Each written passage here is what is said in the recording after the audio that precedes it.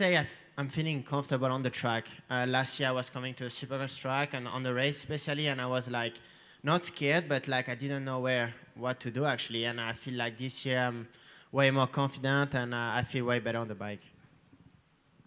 We'll open up to the media. We'll have some roving microphones here if people have questions for athletes. Go ahead. Dan Beaver, NBC Sports, for Cody.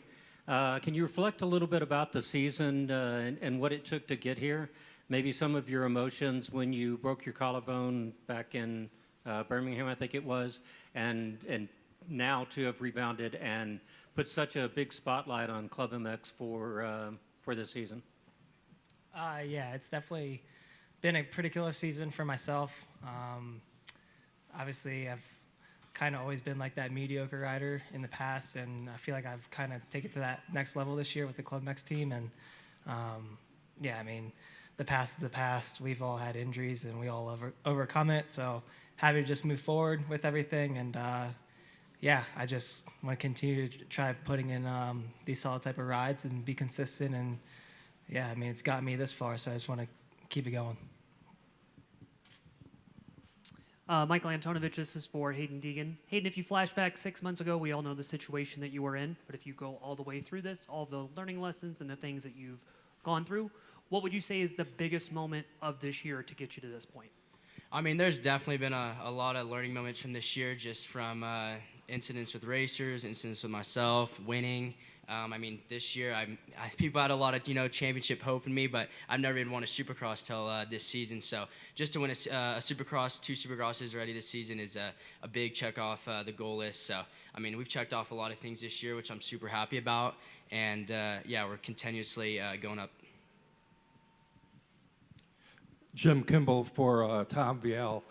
Tom, in the past when you raced in Europe and won the GPs and were the 2-time champion, you were really good at getting the red plate and then managing the series. Has that carried over into this Supercross series? Because it seems like once you got the red plate, you've done really good at managing to keep it.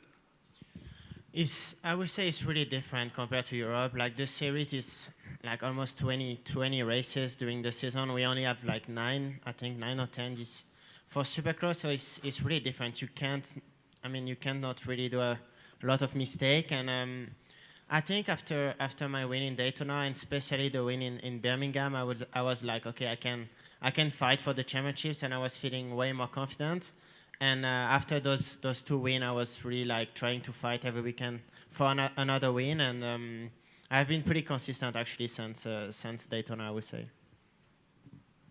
I got a question for Pierce Brown here. This is pretty wild this weekend because it's also an East-West showdown. We'll have the best West and East riders together, and there's titles on the line. So I think a lot of fans wonder, how do you play it? Because I'm sure you have individual goals for yourself amidst all this chaos. So what is your plan coming into the weekend? Maybe titles out of reach, but there's things you want to accomplish, right? Yeah, for sure. At this stage, I don't think a championship is feasible, but I still have goals I want to check off for this season. It's going to be hectic. Like you said, East and West are going head-to-head this weekend, so we have 2 championships to wrap up, and I'm hoping to just let that play out behind me. But yeah, I just want to end off the season strong and bring some momentum onto the outdoor season. Max Anstey, coming out of the off season, I think many were saying that you were the rider to look for. Flying at the test track, I heard over and over, you had the red plate, but then I think maybe your best form of the season was at Philadelphia. You get the win. Was there something in the off season, maybe with yourself or the motorcycle, you could have prepared or done earlier to find this form that you found later in the season? Yeah, the new gearbox. Simple. We got bad starts for the first part of the season. Obviously, put myself in a decent position at round 1. I played it safe down the inside, and all the guys were out on that first turn. So ended up being in a strong position, so I could manage not manage, but just be consistent for the first few races. End up getting the red plate.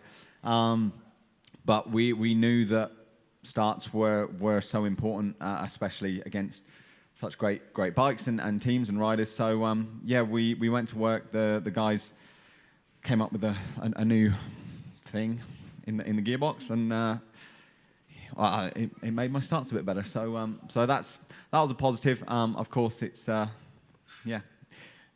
to win a race in Philadelphia and start up front. Obviously here at altitude it's a little bit different, but yeah, positives. At least we got one of them. Andrea Ruggiero, Moto Now blog. Tom, with a relatively large points lead, what is your strategy going into the finale? Are you going to ride more conservatively or ride more aggressively and push to the front? I mean, you never know, especially in Supercross. In the last race, everything can happen. So I'm just gonna race another, like a normal race, I would say. I'm just gonna try to.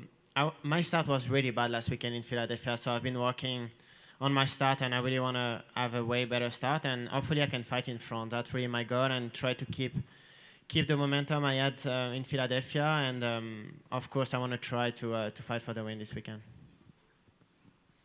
Hayden, watching that Philadelphia race, I think many, including myself, were kind of waiting to lunge and take a shot at Tom Vialle if you got there. Was that something you were thinking about, or was it just an opportunity you never got? Because we knew you needed to make up some points there, and getting aggressive may have been that door you needed to open. I mean, I did run into him once, but he didn't really move that great. But I mean, it was hard. We were coming from the back, and when you're coming from the back, it's a lot different because you got guys in between you every time, right? Like he got around. I remember it was like a few laps to go or whatever, and he got around Pierce, and I was like, dang it, because I know Pierce, he's going to ride a hard race, and a lapper hit Pierce and let Tom right by. So I was like, darn, maybe I had another chance to get around him at the end. But, I mean, it's racing. Anything can happen, and especially with the one more round to go. I mean, people know how I ride, so we're just going to go out there and try our best. Victoria Beaver, Road and Track for Max. With the way that your team is set up, and you kind of being the lone wolf and ambassador during this entire North American Supercross run, how have the last 17 races been for you, and what do you really make of this season? Well, I've only been doing the East Coast rounds. Obviously, Sure. Yes. Dean's been doing the 450 stuff, but it's. I mean, to be honest. I've been in all different type of situations, and obviously I know my crew for the last couple of years now. So me being the only guy has been a benefit in a way, because we've been able to try and put all of the money or all of the resources that the team have into one bike, my race bike, and be competitive. So, I think as far as the team goes, you're even, and you see how much it means to him when we were at Philadelphia, and I think they've done the right thing. If I'd have had three other teammates or four teammates or whatever, I don't think we'd have made the progress with the bike that we had, because, parts would have been a little spare. So no, we've done the best that we can with what we've got, and yeah, pleased to be in this position. Going into the final race. So one around, I'm happy with that. Now we can just go and do the best we can this weekend. Question for Max. Also, this summer, Nationals, SMX, Australian stuff. What are your plans to do after Salt Lake here? Obviously the team is only a Supercross team, so got a bit of a break after this weekend. My contract with Urive and Firepower is through Australia Supercross, so that goes through to the end of the year. But we'll see. I don't honestly know what's happening there with all of that stuff with schedules and this at the moment. One job at a time. I've learned to focus on what I'm got to do right now, and after this weekend, we'll have a meeting and figure that out. Scott Yarja, Moto Now blog. To expand on that a little bit, Max, just like last year, you qualify right into the SMX playoffs with a race win. Maybe you don't have this figured out already, but we saw you race only one race last year. Do you have plans to race all three, go for that SMX championship? No, not with my guys. I mean, at the end of the day, like I said, my contract is Australia, and I learnt last year the tracks for SMX were very hybrid outdoor style. My guys have done a fantastic job at building me a Supercross bike, and the stuff that we do in the off season and the stuff that Urive has me do over there in Australia is very tight and kind of arena cross style. So our bike is very specific to that, and again, we've built a competitive bike for that.